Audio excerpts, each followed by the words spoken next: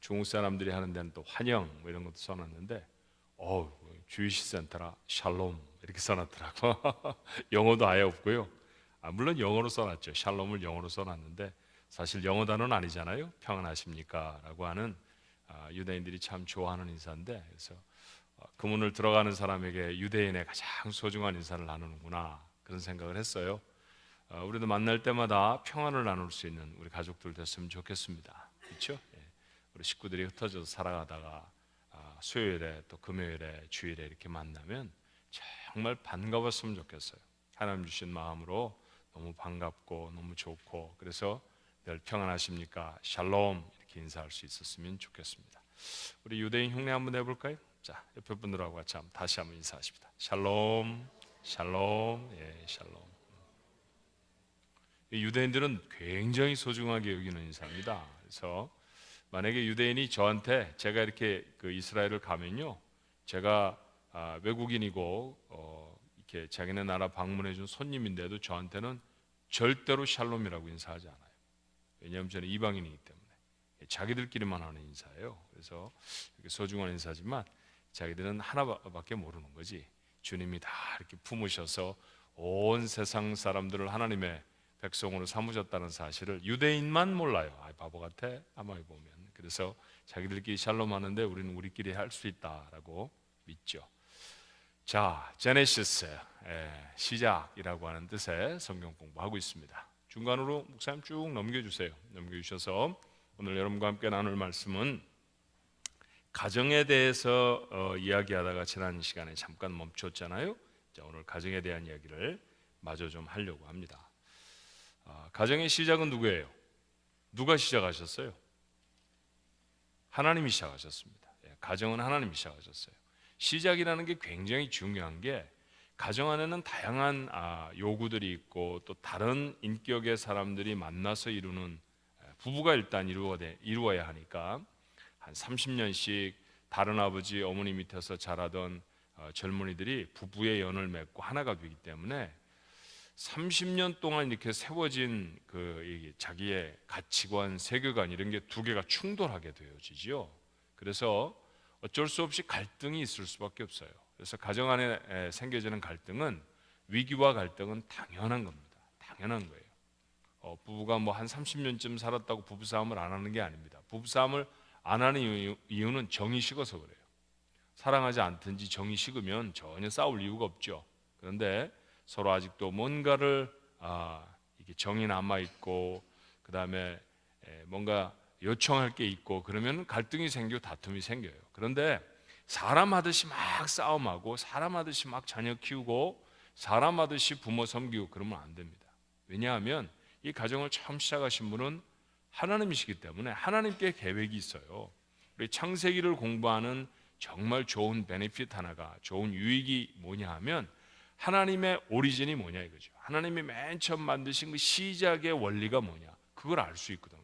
그러니까 세상을 시작할 때 세상을 이렇게 시작하셨구나, 그래서 우리가 자연을 아껴야 되겠구나, 이런 것도 알 수 있는 거예요. 사실은 창세기를 공부하면서 그리스도인들이 이 세상 자연 만물에 대한 태도를 정할 수 있죠.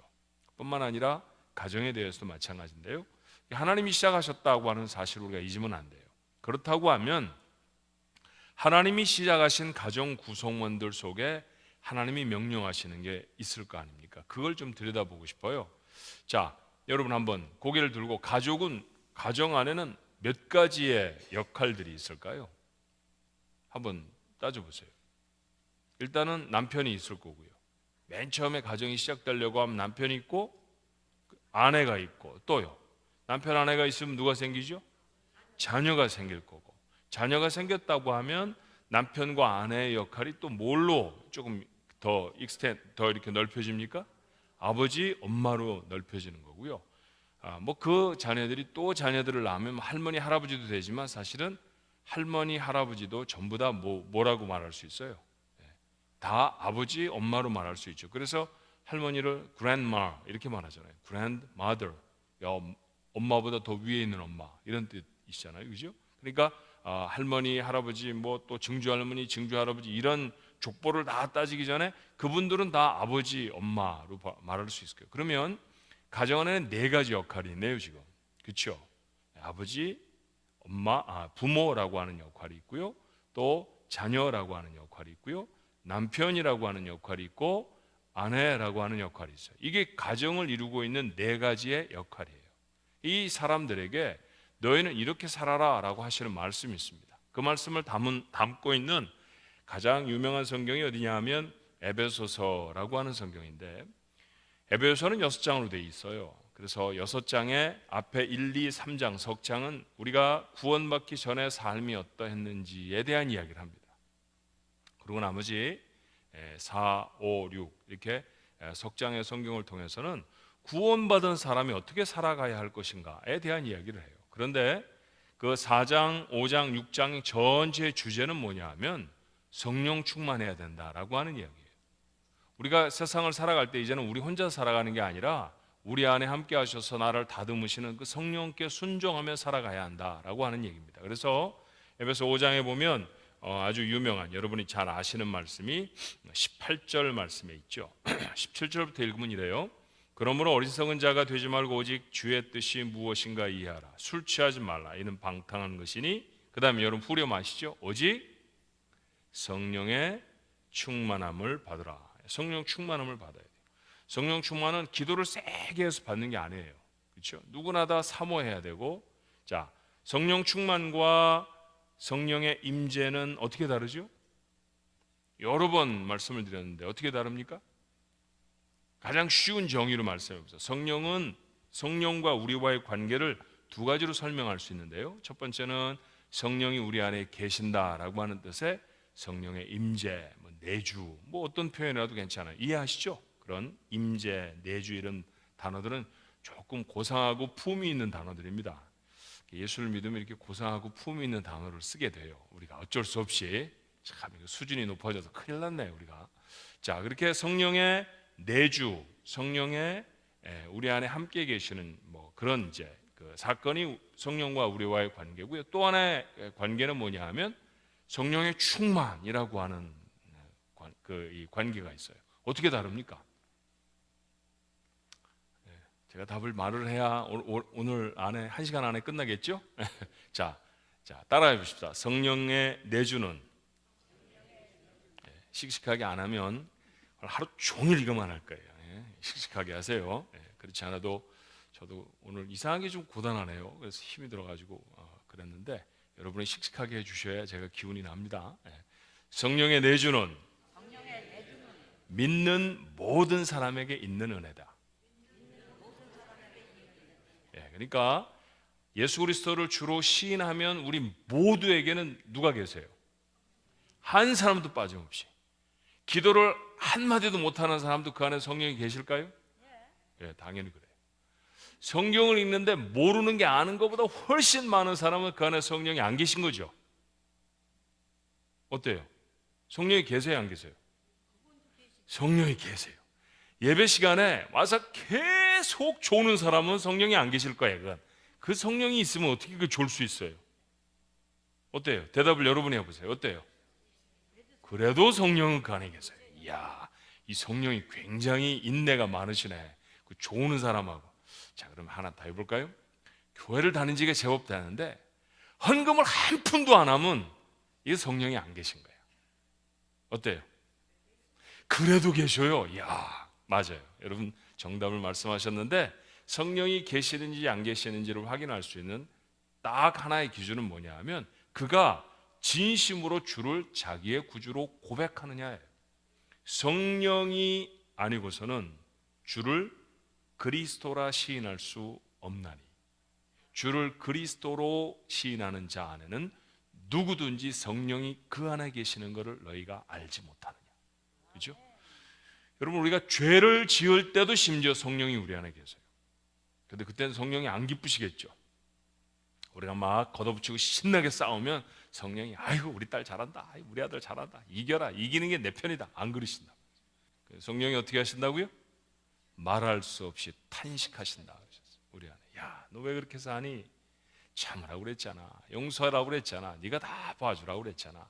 하나님이 우리 안에 계시면서 이렇게 우리 탄식하시죠.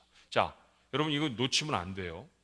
예수를 열심히 믿을 때는 성령이 내 안에 계신 것 같고 예수님이 잘 안 믿어지면 예수님 내 안에 성령이 안 계신 것 같은데, 제가 몇 주 전인가 말씀드렸죠. 의심은 할 수 있어요. 심지어 세례 요한도 의심을 했다니까요. 주께 사람을 보내서 오실 그이가 당신입니까? 물었잖아요. 그렇죠? 아니 다윗도 정말 내가 왕이 되겠습니까? 하나님 정말 나하고 함께 하시는 겁니까? 수도 없이 여러분 그런 기도를 드렸어요. 근데 여러분 의심은 할 수 있어요. 그렇지만 의심으로 마치면 신앙을 떠나게 될 수도 있습니다. 의심하면 어떻게 해야 돼요? 해결이 안 되는 답이 나에게 보이지 않는 문제가 생기면 하나님께 질문하자 그랬죠. 하나님이 꼭 답을 해주시죠. 자, 그렇게 우리 안에 의심이 있다고 해서 성령이 떠나시는 건 아니에요. 성령은 우리 안에 계십니다. 그리고 하나 더 따라하세요. 한 번 계신 성령은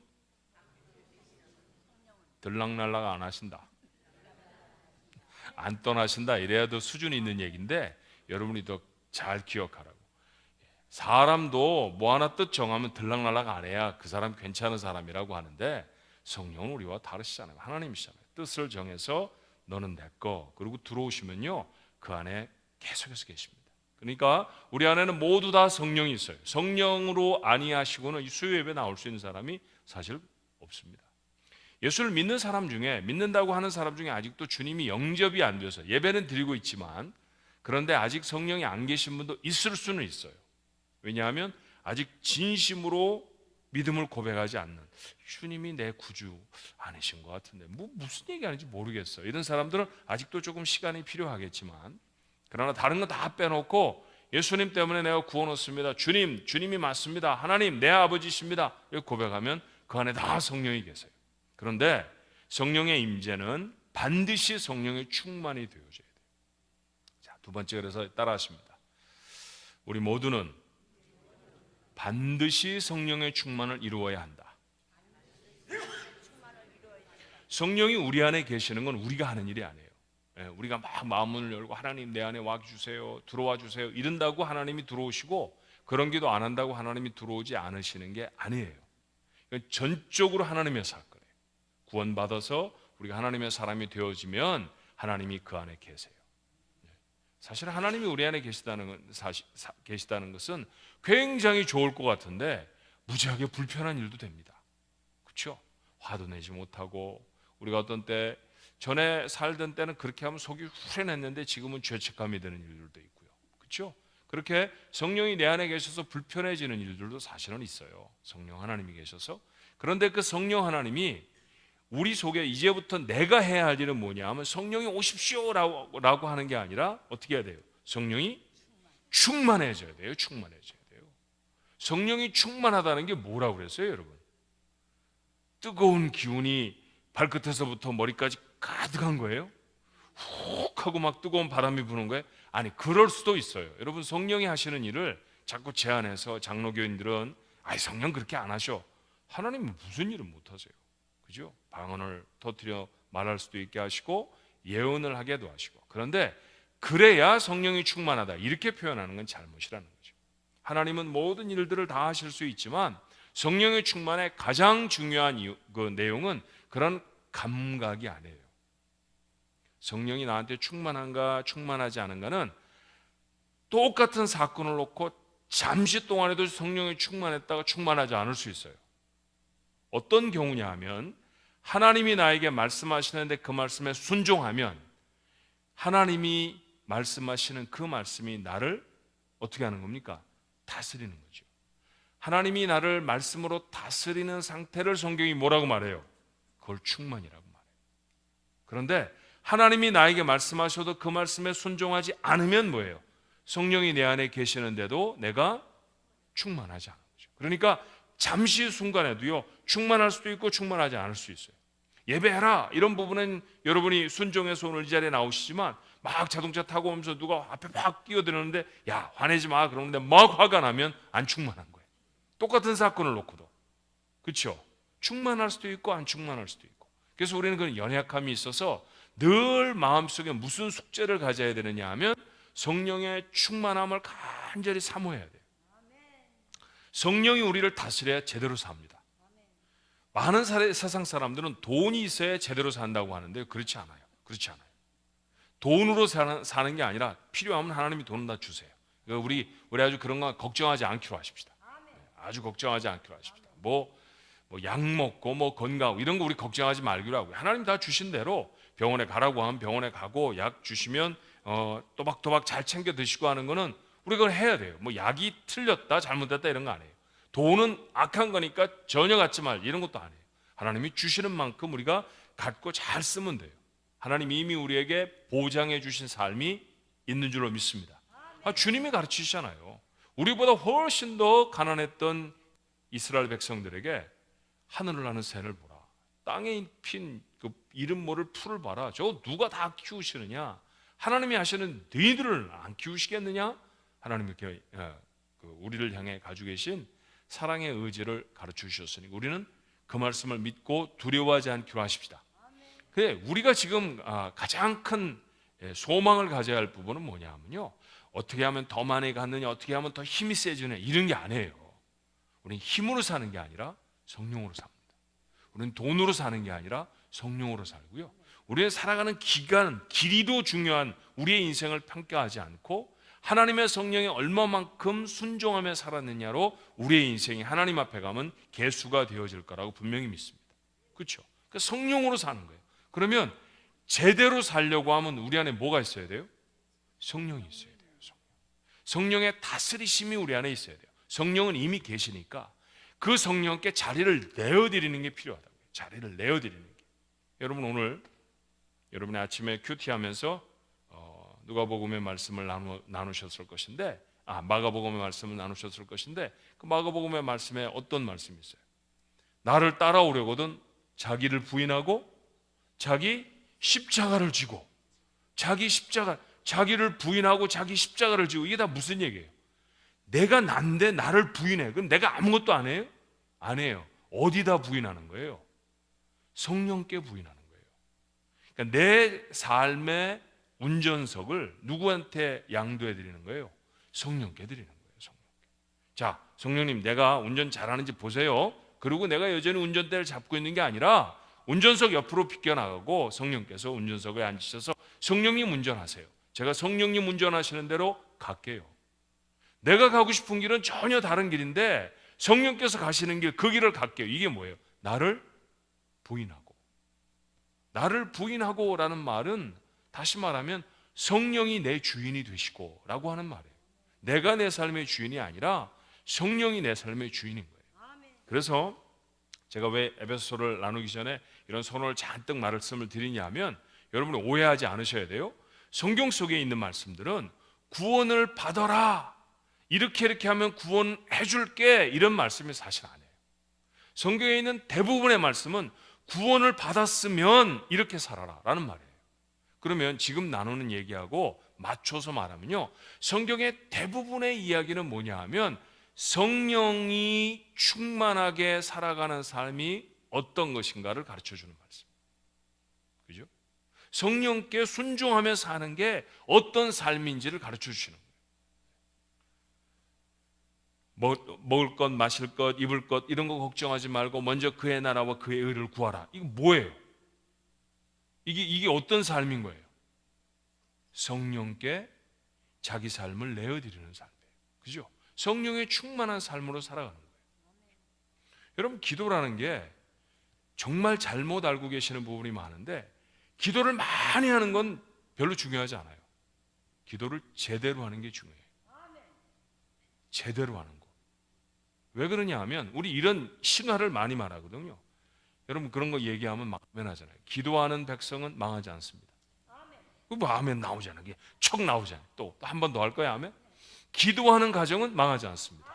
그런데 제가 보니까요, 기도하는 교회가 망하더라고요. 왜 그래요? 기도하는 교회가 왜 망할까요? 아니, 우리 주변에 있는 일이에요. 우리 주변 샌프란시스코 지역에 가장 열심히 기도한다고 하는 교회가 얼마 전에 문을 닫았어요. 이유가 뭐예요? 잘못된 기도를 하는 거예요. 동쪽 보고 귀신 쫓아주십시오, 서쪽 보고 귀신 쫓아주십시오, 이런 기도를 하는 교회라고 하면 그건 기도라고 생각을 안 하세요. 그렇죠? 절에 가서 불상 앞에 서서 빌면서 하는 기도나 내가 하나님 앞에 드리는 기도가 똑같다고 하면 그게 기도의 기도 아니에요. 그런 기도를 아무리 해도 그 가정이 살지 않아요. 여러분, 이게 얼마나 중요한 말인지 몰라요. 그렇죠? 내가 원하는 것들을 이루기 위해서 하나님 앞에 손바닥이 발바닥이 되도록 빌어가면서 그렇게 나가봐야 그 가정이 기도하니까 안 망한다, 그러지 않는다니까요. 하나님의 뜻하고 전혀 상관이 없이 교회로 모여서 목사가 인도해서 여러분이 뭘 기도하시겠습니다만 기도 제목을 주고 우리가 받고 싶은 거, 우리가 하고 싶은 거를 간절히 수없이 많은 시간 동안에 정말 철회를 해가면서 기도를 해봐야 하나님의 뜻이 아니면 안 이루어져요. 이루어지지도 않고 그 교회에 축복도 없어요. 여러분, 기도하기 전에 우리가 먼저 기억해야 할 게 뭡니까? 그 나라와 그 의예요.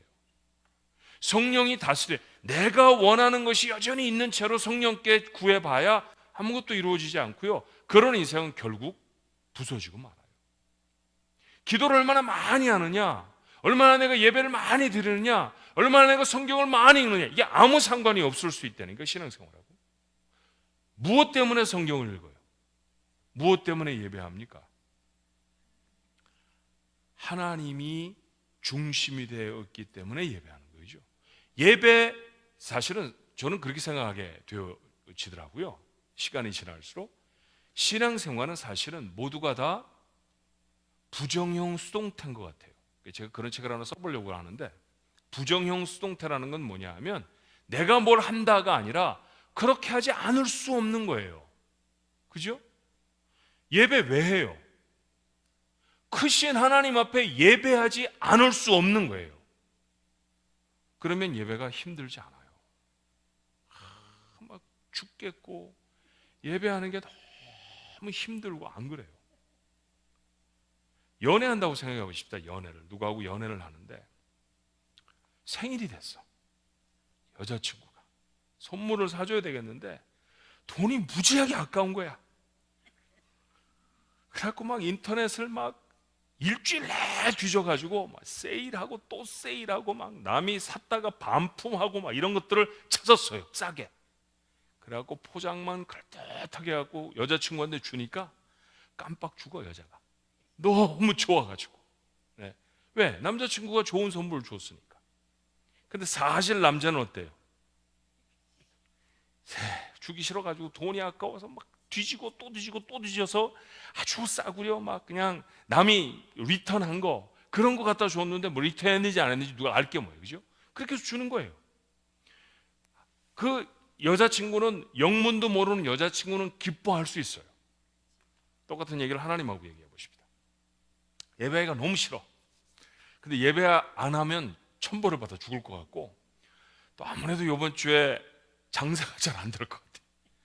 그래서 막 마지 못해서 그냥 겨우 시간에 돼서 딱 들어왔다가 뭐 축도하기 전에 막 손살같이 도망가요. 그러면 하나님이, 와, 저렇게 바쁜데 와서 예배해 주니 얼마나 고마워, 이러실까요? 천만의 말씀.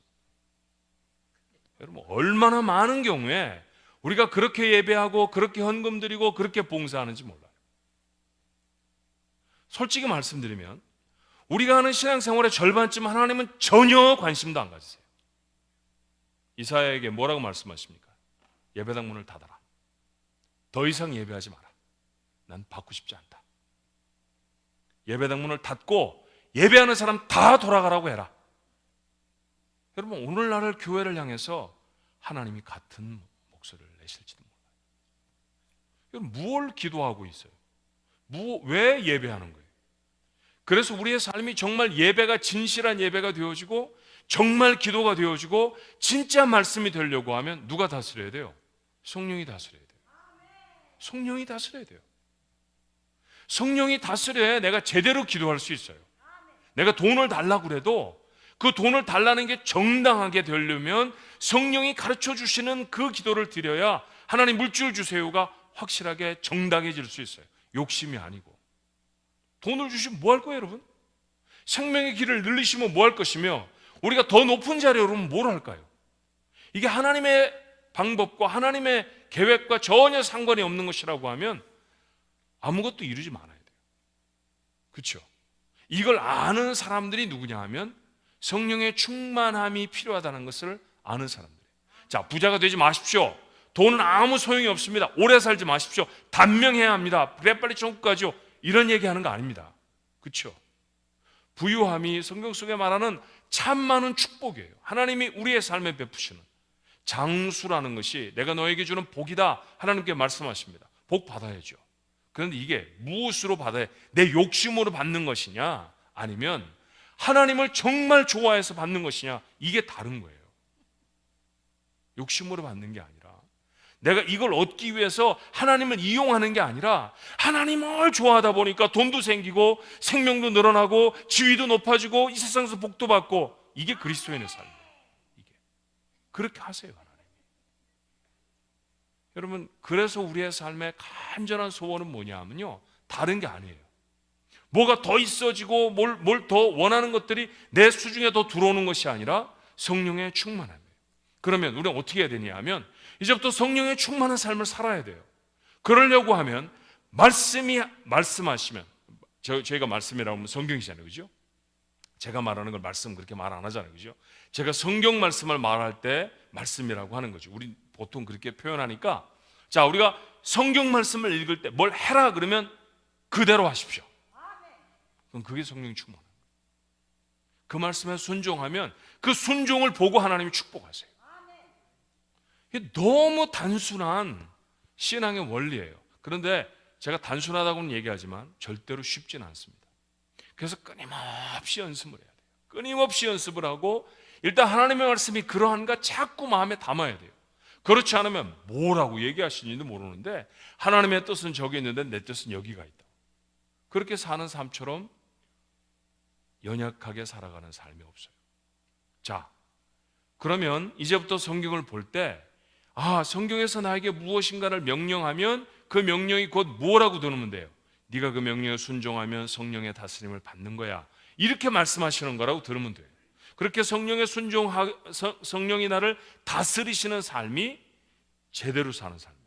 자, 그렇다고 하면 조금 전에 제가 읽어드렸던 말씀은 이 목사님들에게 없는데요, 제가 미리 말씀을 드렸죠. 자, 다시 말씀드리면 18절에, 에베소 5장 18절의 말씀에 술 취하지 말라, 이는 방탕한 것이니 오직 성령으로 충만을 받으라. 성령 충만해라. 그러면 성령 충만하면 너희들이 방언을 할 것이고, 성령이 충만하면 너희가 나가 복음을 전할 것이다. 이렇게 말하네요. 자, 5장 18절에 성령 충만해라 라고 말씀하시고, 22절에 뭐라고 말씀하시냐 하면, 아내들이여 자기 남편에게 복종하기를 주께 하듯 하라. 질문해 볼게요. 이게 부부 생활에 대한 얘기입니까? 성령의 다스리심을 받으라는 얘기입니까? 이게 부부에 대한 얘기가 아니에요. 이렇게 살면 아내와 남편이 사이좋게 살아지고 가정이 행복할 거야, 그런 얘기를 하시는 게, 행복해져요. 행복해지긴 행복해졌는데 그게 목적이 아니에요. 오늘 이 말씀이 18절에 뭐라고 말하냐면, 그리고 18절에 말씀하시고 불과 넉 절 후에 다시 말씀하시는 게, 성령의 충만함을 받아라. 성령 충만한 길이 뭐냐 하면, 아내들 너희들은 남편들에게 복종하는 거야. 그게 성령의 충만한 거예요. 저도 남편이잖아요, 그죠? 저도 집에 가면 남편이니까, 여기 남편들이 많이 계시는데 아내들 오해하지 마셔야 합니다. 순종할 만해서 하는 게 아니에요. 남편에게 복종하는 것이 남편이 하는 건 100번 다 맞아, 이래서 하는 게 아니에요. 남편이 하는 말이 다 맞고 그 말이 정말 다 옳고 그 생각이 내 생각보다 훨씬 나아서 복종하는 게 아니에요. 왜 복종해요? 그건 굉장히 철학적인 얘기인데 그냥 더 쉬운 얘기로 해보십시다. 이 어른이 굉장히 자꾸 철학적으로 어려워지셔. 더 쉬운 얘기로 해보십시다. 왜 남편에게 복종하는 거예요? 박권사님 왜 남편에게 복종하는 거예요? 왜 박기태 집사님에게 복종하는 거예요? 힘이 세서요? 권사님보다? 그럼요. 복종 안 해요? 큰일 났네. 그럼 권사님 오늘 집에 가지 말고 처리하세요. 나하고 문제를 해결하고 집에 와. 박 집사님 왜 남편에게 복종하세요? 복종해야 돼요.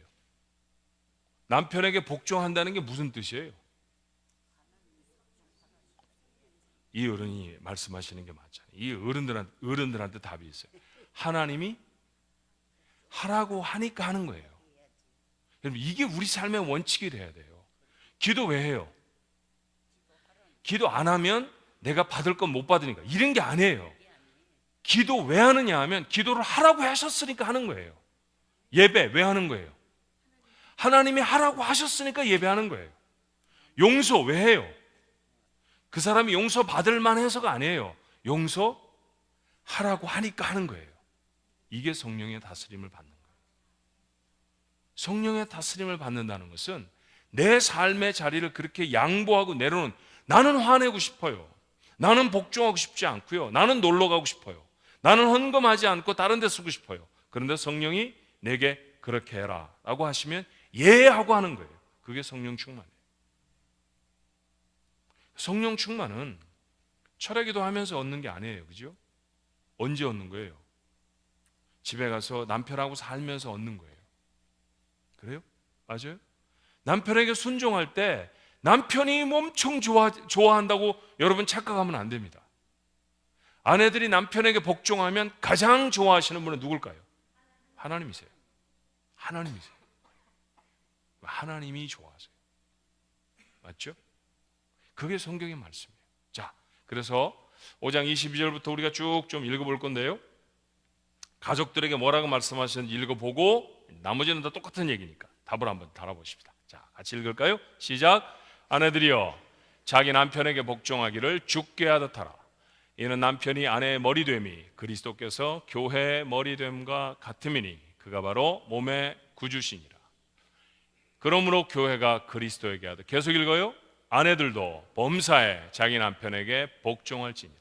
남편들아 아내 사랑하기를 그리스도께서 교회를 사랑하시고 그 교회를 위하여 자신을 주심같이 하라. 이는 곧 물로 씻어 말씀으로 깨끗하게 하사 거룩하게 하시고 자기 앞에 영광스러운 교회로 세우사 티나 주름 잡힌 것이나 이런 것들이 없이 거룩하고 흠이 없게 하려 하십니다. 이와 같이 남편들도 자기 아내 사랑하기를 자기 자신과 같이 할지니 자기 아내를 사랑하는 자는 자기를 사랑하는 것이라. 누구든지 언제나 자기 육체를 미워하지 않고 오직 양육하여 보호하기를 그리스도께서 교회에게 함과 같이 하나니 우리는 그 몸의 지체임이라. 이러므로 사람이 부모를 떠나 그의 아내와 합하여 그 둘이 한 육체가 될지니 이 비밀이 크도다. 나는 그리스도와 교회에 대하여 말하노라. 6장으로 그러나 너희도 각각 자기 아내 사랑하기를 자신같이 하고 아내도 자기 남편을 존경하라. 그 다음에 6장으로 넘어갔어요. 자, 시작. 자녀들아 주 안에서 너희 부모에게 순종하라. 이것이 옳으니라. 내 아버지와 어머니를 공경하라. 이것은 약속 있는 첫 계명이니 이로써 내가 잘되고 땅에서 장수하리라. 또 아비들아 너희 자녀를 노엽게 하지 말고 오직 주의 교훈과 훈계로 양육하라. 여러분, 성령이 충만해지면 가정을 이루신 그 가정 안에서 그 각각이 맡은 자기 삶의 역할을 이렇게 감당하는 거예요. 자, 답을 한번 달아볼까요? 교재에 답을 달면서 우리가 한번 다시 한번 확인하십시다. 아내들은 뭘 해야 된다고요? 5장 22절에 아내들이요 자기 남편에게 자기 남편에게 복종하기를 자기 남편에게 복종하기를 주께 하듯 하라. 그죠? 성경의 말씀에 있어요. 복종할 만해서 복종한다고 하면 복종이 안 됩니다. 복종 못해요, 여러분. 왜 복종해야 되느냐? 다시 한번 얘기해요. 왜 복종해야 하죠? 하나님이 그걸 원하시니까 복종하는 거예요. 자, 남편들은 어떻게 해야 될까요? 사랑해야 합니다. 성경에 이렇죠. 남편들아 아내 사랑하기를 그리스도께서 교회를 사랑하시고 그 교회를 위하여 자신을 주심같이 하라. 아내가 이뻐서, 아내가 밥을 잘해주니까, 아내가 내 말을 잘 들으니까 그러니까 사랑해 주는 게 아니에요. 아내를 왜 사랑합니까, 남편들? 하나님이 아내를 사랑하라고 하시니까 사랑하는 거예요. 그게 성령에 복종하는 거예요. 그게 성령의 다스리심을 받는 거예요. 그런데 놀랍게도 이렇게 아내가 남편에게 복종하고 남편이 아내를 사랑하면 그 가정에 하나님이 주시는 기름 부으심이 있어요. 말씀대로 살면 그 가정을 책임져 주시는 건 누가 책임지세요? 하나님이 책임지세요. 자, 이런 얘기를 하면 이제 아내들이 이런 걱정이 되는 거예요. 버르장머리가 지금도 엉망인데 계속해서 죽게 하듯 하면 이게 기고만장하면 어떡하나? 그런 생각이 들어요, 안 들어요? 들 수 있죠, 그죠? 예, 들어요. 그럼 어떡할까요? 이거 해결을 어떻게 할까요? 하나님께 이르고 기도해요. 예, 그것도 맞는 얘기지만 그건 두 번째 방법이고요. 첫 번째 방법은 여러분 믿으십시오. 이게 누구 명령입니까? 하나님 명령이에요. 하나님 명령. 하나님이 하라고 하는데 엉망이 되면 그건 하나님의 법이 아니잖아요, 그죠? 하나님이 하라고 하는 대로 하면 잘 돼야 돼요. 남편을 정말 진실한 마음으로 하나님을 의지하는 마음으로 남편에게 복종하면요, 그 남편이 버르장머리 없어지지 않습니다. 아내를 정말 사랑하면요, 아내가 제멋대로 굴지 않아요. 하나님이 원하시는 하나님 정말로 저에게 주신 아내죠. 그러니까 제가 충성을 다해서 하나님 앞에 충성을 다해서 아내를 사랑하겠습니다. 그러고 사랑하면요, 하나님이 그 가운데 기름을 부으세요. 그 복이 있는 거예요. 생긴 게 어떻든 하는 일이 어떻든 이런 거하고 아무 상관이 없이 그렇게 하나님의 말씀에 순종하는 사람이 복을 받는다니까요. 그 가정에 행복이라는 복을 주세요. 부부가 서로 사랑하고 서로를 아끼면서 살아가는 것은 험악한 세상을 살아가면서 다른 것과 비교할 수 없을 정도로 큰 힘이 되잖아요. 말도 할 수 없는 힘이 되거든요. 여러분, 그 놀라운 은혜가 오늘 창세기를 공부하는 여러분 속에 임하기를 바랍니다. 자, 자녀들은 어떻게 해야 될까요? 순종해야 돼요. 엄마가 하라는 대로 하기가 참 어렵죠. 아빠가 하라는 대로 하기가 참 어렵고. 하여튼 아이들이 10살만 넘으면, 나이가 한 자리 숫자가 아니라 두 자리 숫자가 되면 지가 더 잘나요. 그렇죠? 여러분 다 경험하셨던 11살부터 아빠보다 내가 더 많이 하는 거야. 엄마가 하는 거 그건 맞지 않는 게 많아. 내가 하는 게 맞는 거예요. 그런데 순종하기가 쉽습니까? 정말 어렵죠. 근데 성경은 뭐라고 말하냐면요, 자녀들아 주 안에서 너희 부모에게 뭐라고요? 순종하라. 이것이 옳으니라. 이렇게 순종하면 부모와 자녀와의 관계 속에서 하나님이 허락하신 은혜와 복이 있고요, 다른 사람들이 얻지 못하는 신령한 지혜들을 얻을 수 있어요. 자, 부모들은 어떻게 해야 될까요? 성경으로 양육해야 돼요. 성경이 뭐라고 그랬습니까? 또 아비들아 자녀를 노엽게 하지 말고, 자녀들이 화나게 하지 말라는 거예요. 자녀를 어떻게 해서 어떻게 화가 나게 하는지에 대한 이야기들도 제가 몇 번쯤 했는데요, 오늘 뭐 시간이 많지 않으니까 여러분이 대충 아시죠. 자녀들이 자꾸 분노하게 하면 안 돼요. 지나친 체벌이라든지 이랬다 저랬다 한다든지 그러면 안 되거든요. 너 거짓말을 이렇게 하면 돼 그러면서 자기는 맨날 전화 오면 없다고 그러라고 그러고 그러면 안 된단 말이죠. 그지? 그게 되겠어요? 애들이 헷갈리잖아요, 그죠? 네. 너 공부를 못해도 엄마한테 이렇게 거짓말을 하면 안 되지. 그러고만 화를 냈다가 자기는 걸핏하면 야 아빠한테 내가 일찍 들어왔다고 얘기해. 뭐 이런 식으로 거짓말을 시키면 애들이 가치관이 막 혼돈이 되는 거예요. 그럼 분노하게 되죠. 노하게 되는 거예요. 그런 여러 가지 이유가 있는데 그렇게 노엽게 하지 말아야 돼요. 양육의 책임을 다 해줘야 돼요. 아이들은 사랑을 받고 존중받아야 될 필요가 있는데 얼마나 기를 죽이는지 몰라요. 너 같은 게 뭐를 하니? 그러면서 계속해서 기를 죽이면 그 아이들이 분노가 마음속에 자꾸 자라죠. 지금 보면 40대 50대가 됐는데요, 그 어린 시절에 부모로부터 받았던 그 분노가 아직도 해결이 되지 않아서 온전한 이 대인 관계를 잘 못하는 분들이 굉장히 많아요. 그죠? 우리 자녀들에게 그걸 대물림하지 않아야 합니다. 오죽 이런 상처가 많으면 사실은 2017년 한 해는 통틀어 다 우리 마음속에 있는 상처를 좀 치료해 보십시다. 그리고 제가 설교를 한 적도 있잖아요. 1년 내 그런 설교를 했잖아요. 그죠? 자, 노엽게 하지 않아야 합니다. 노엽게 하지 말고 어떻게 해야 될까요? 오직 주의 교훈과 훈계로 양육하라. 주의 교훈과 훈계가 뭐예요? 성경 말씀이에요. 성경 말씀. 성경 말씀. 여러분 자녀들에게 여기 보니까 이제 자녀들이 뭐 다 커가지고 그렇지만 자녀들에게 여러분 계속해서 도전해야 돼요. 돈 많이 버니 이런 게 아니에요. 너 신앙생활 잘하니 이런 게 관심해야 돼. 너 기도하고 있지?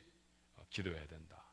삶의 문제는 기도가 해결한다. 막 잔소리하듯 하는 게 아니라 정말 진실한 삶의 동반자처럼 이제는 자녀가 이제 장성해서 30대, 40대, 50대가 됐으면 그 자녀들한테 기도하는 아들이 되어주면 좋겠구나. 하나님 앞에 열심히 나가서 순종하고 하나님을 섬기는 딸이 되어다오. 이제 그런 바람들을 가지면 좋을 것 같아요. 그죠? 그렇게 주의 교훈과 훈계로 양육하는 거예요. 예수를 자녀가 믿지 않는데도 답답해하지 아니하는 부모들이 너무 많아요. 잘못된 거예요. 그런 가정에 복이 없어요. 복이. 하나님의 복이 있으려고 하면 자녀들을 어떻든지 하나님께로 돌려보내야 돼요. 하나님께. 이 일 때문에 금식하고 이 일 때문에 기도하고 주의 교훈과 훈계가 그 아이들의 삶의 중심이 되어지길 위해서 하나님 앞에 부지런히 매달려야 돼요. 그 가정에 복이 있는 줄로 믿습니다. 자, 이와 같이 하나님이 만드신 가정 속에는 하나님이 허락하시는 질서들이 있어야 돼요. 아내가 해야 할 일, 남편이 해야 할 일, 자녀가 해야 할 일, 그리고 부모가 해야 할 일이 있습니다. 여러분 잘 감당하게 되시기를 바랍니다. 그래서 가정이 제일 소중해가 아니라 그래서가 아니에요. 하나님이 명령하셨으니까. 자, 처음에 세상을 만드시고 두 번째로 만드신 게 뭐예요? 그게 가정이에요. 세상 만드시고 두 번째로 만드신 게 가정이에요. 그 가정을 향한 하나님의 계획이 이런 것이라고 성경이 우리에게 가르쳐 주죠. 그러니까 여러분 이 말씀을 마음에 깊이 담고 이렇게 사십시오. 틀림없이 하나님이 약속하신 복이 여러분 속에 임할 줄로 믿습니다. 자, 그 다음에 세 번째 시작은 죄의 시작이에요. 자, 성경 전체를 두 개로 나누면 어떻게 나눌 수 있다고 그랬죠? 창세기 1장, 2장의 말씀, 그 다음에 창세기 3장에서부터 요한계시록 마지막 장까지. 자, 뭘 기준으로 나누는 거예요? 창세기 1장, 2장은 죄 짓기 전에 사람의 모습이에요. 그 다음에 창세기 3장부터 나머지는 뭐예요? 죄인인 하나님의 사람들이 어떻게 하나님의 은혜를 얻는지에 대한 얘기예요. 그러니까 창세기가 그 성경을 두 개로 딱 나누면 죄 없이 그 수천 페이지 중에 죄 없이 하나님 앞에 멀쩡한 페이지는 딱 두 장밖에 없다니까요. 창세기 1장, 창세기 2장. 그게 전부예요. 나머지는 다 죄의 역사입니다. 이제부터 엄청난 죄의 시작이, 죄의 역사가 시작되어지죠. 자, 그 죄가 어떻게 시작됐냐? 뱀이 유혹하면서 시작이 되어져요. 자, 뱀이 어떻게 유혹하던가요? 창세기 3장 1절의 말씀에 이 유혹 같은 나쁜 말씀은, 안 좋은 말씀은, 나쁜 말씀이라기보다는 안 좋은 말씀 제가 읽을게요. 여러분은 좋은 것만 하세요. 그런데 뱀은 여호와 하나님이 지으신 들짐승 중에 가장 간교하니라. 뱀이 여자에게 물어 이르되 하나님이 참으로 너에게 동산 모든 나무의 열매를 먹지 말라 하시더니. 여러분 정답은 뭐예요? 이게 원래 하나님의 명령하고 다르죠. 창세기 2장의 말씀은 하나님이 뭐라고 말씀하셨어요? 너희가 동산 모든 나무의 실과는 임의로 먹되. 그렇죠? 임의로 먹되. 임의로 먹는다는 게 뭐냐면 모든이거든요. 다 먹는데 먹지 말아야 될 건 뭐예요? 선악 알게 하는 나무. 그 하나만 먹지 마라. 그거 하나만 먹지 말아야지 되는데 그거 하나만 이제 금지했는데 사탄은 뭐라고 말했다고요? 모든 나무 열매를 먹지 말라 하시더냐. 자, 부정적 과장에서부터 세 가지 정도 우리 사탄이 갖는 아주 고전적인 도전을 볼 텐데요. 이 말씀 전에 우리 한 가지 좀 해결하고 넘어가십시다. 이 말의 시작은 결국엔 선악을 알게 하는 나무잖아요. 선악을 알게 하는 나무. 여러분 이게 해결이 돼요, 여러분 속에? 이 먹지도 말아야 할 물건을 하나님은 왜 만드신 걸까? 이런 의문을 해보신 적이 없어요? 이게 해결이 되지 않으면 예수를 믿기가 참 힘든 부분입니다, 사실은. 창세기 2장에 있는 이 선악을 알게 하는 나무가 왜 있어야 하는지를 여러분이 아시느냐고요. 왜 그럴까요? 왜 하나님이 선악을 알게 하는 나무를 만들어 놓으셨을까요? 권사님, 왜 만드셨을까요? 우리 하나님을 알게 하시려고. 자, 제가 하나님하고 사람의 얘기니까 너무 거창해갖고 여러분이 너무 어려운 것 같은데 제가 이렇게 동화책처럼 얘기해 볼게요. 어느 날 엄마가 시장 가서 사탕을 사왔어요. 캔디를 사서 이만한 좌에다가 캔디를 딱 넣어가지고 가지고 왔는데 아이를 부르는 거예요. 얘 개똥아 이리 와라. 그랬더니 개똥이가 오니까 이거 사탕이 무지하게 맛있다 너. 야, 이거 둘이 먹다가 하나가 죽어도 모를 정도로 맛있어. 근데 이거 먹으면 이빨 썩는데 그러니까 먹지 마! 이렇게 하고 찬장 위에 딱 올려놨어요. 자, 이거 사온 엄마가 문제가 있지 않아요? 그 사다 놓지를 말아야지. 그걸 뭐 하려고 사다 놓고선 또 애가 잘 보는 찬장 위에 딱 올려놓고 먹으면 혼나. 하지만 예, 하나님께서는 예, 인간이 순종하나 안 하나 순종하나. 그러면은 예, 순종하나 안 하나. 하나님 좀 치사하지 않아요? 선악을 알 만큼 먹고 살겠어요. 다른 것도 다 먹을 게 있는데 왜 뭐 그거 먹겠다고 그러? 이게 항상 머리에 딴뜨나 그게 왜 하나님께서 만들어 놓고 이 권사님이 이게 해결이 안 되시는데 해결이 여러분은 되셨어요? 여러분 오늘 해결하십시다. 신학교에서는 안 가르쳐 주는 건데 제가 여러분에게 오늘 해결을 해드릴게요. 나가다가 그 수업료를 한 학기분 수업료를 다 내고 가십시오. 잘 오셨죠? 자, 선악을 알게 하는 나무 하나님이 이거 먹으면 내가 먹나 안 먹나 내가 볼 거야. 저놈 자식들이 내 말을 듣나 아니면 사탄의 말을 더 잘 듣나 내가 그걸 시험을 해봐야지. 이런 의도가 아주 없는 건 아니지만 만약 그 목적만으로 만드셨다고 하면 하나님 좀 치사해요. 그렇죠? 마치 함정을 파놓고 빠지나 안 빠지나 보시겠다는 거하고 비슷하잖아요. 그러니까 사실 우리 마음속에 그런 하나님이 그렇게 존경이 되질 않아요. 예, 그리고 먹지 말아야 할 것 같으면 애초부터 만들지 마시고 그리고 그걸 안 먹게 하시면 되지 뭐하러 만들어 놓고 먹고 인생을 다 엉망진창으로 만들어 버렸을까?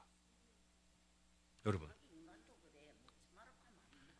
근데 또 사람이 안 그렇거든요. 한국 사람들은요 잔디밭 해놓고 들어가지 마시오 그럼 꼭 들어가 봐야 돼. 왜 들어가라고 그러지 말았을까? 왜 안 들어가야 된다고 했을까? 우리 꼭 들어가 봐야 돼. 수영 금지 이런 데서 꼭 수영하고 싶죠. 저기서 수영하면은 어떻게 될까? 뭐 이런 생각이 막 들어요. 사람이 꼭 그렇거든. 그러니까 그런 호기심을 자극하면 안 돼요. 근데 이건 호기심 자극하기 위해 하나님이 만드신 게 아닙니다. 무슨 이게 드라마도 아니고 말이죠.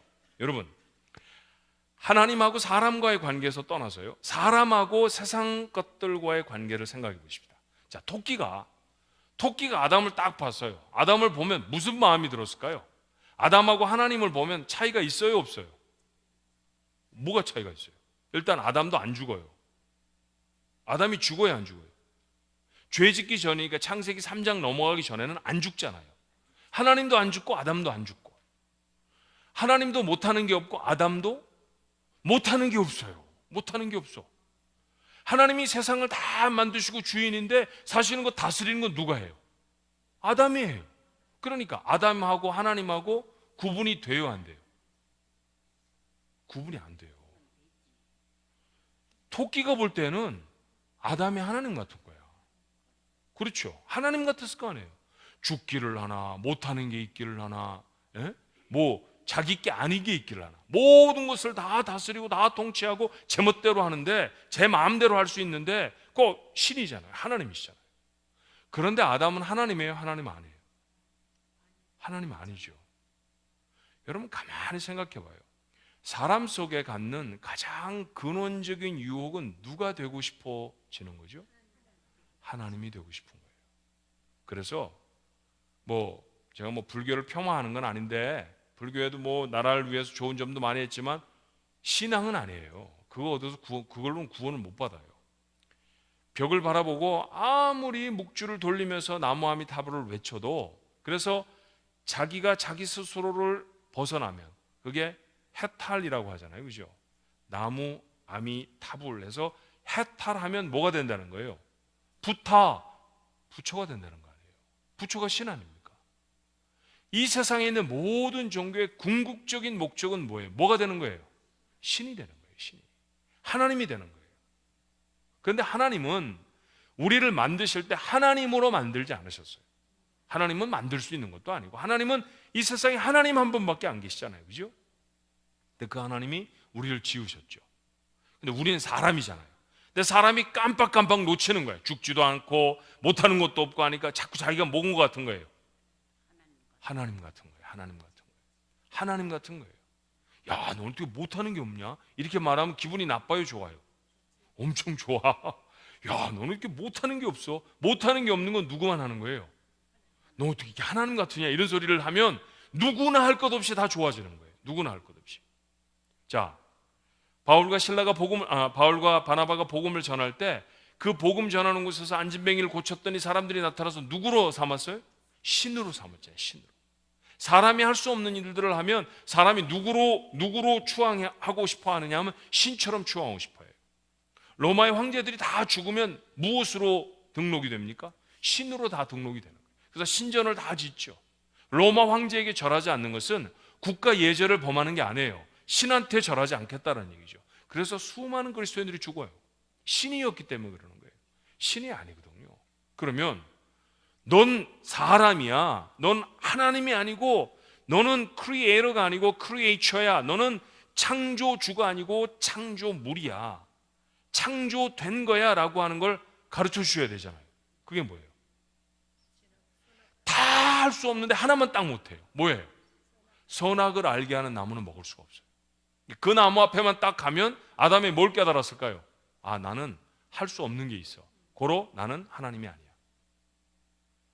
선악을 알게 하는 나무는 아담의 이름표예요. 아담의 이름표예요.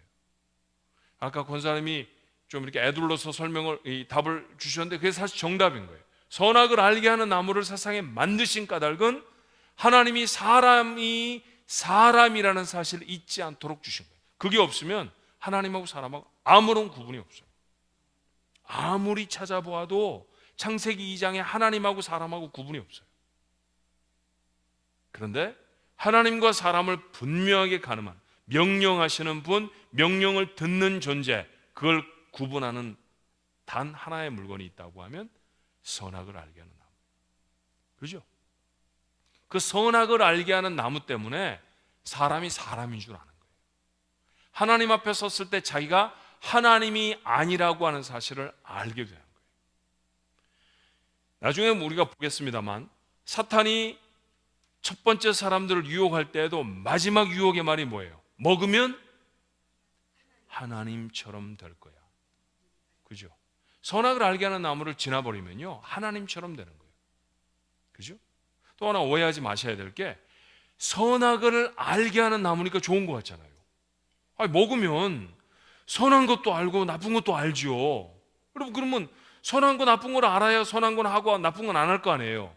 천만의 말씀이에요. 그런 얘기가 아니에요. 선악을 알게 하는 나무를 가졌다라는 것은 하나님이 되겠다라는 얘기고, 지금부터는 지가 정하는 게 선이에요. 지가 정하는 게 악이고, 내가 하고 싶지 않으면 악인 거고, 내가 하고 싶으면 선인 거예요. 그게 선악을 아는 게 되는 거예요.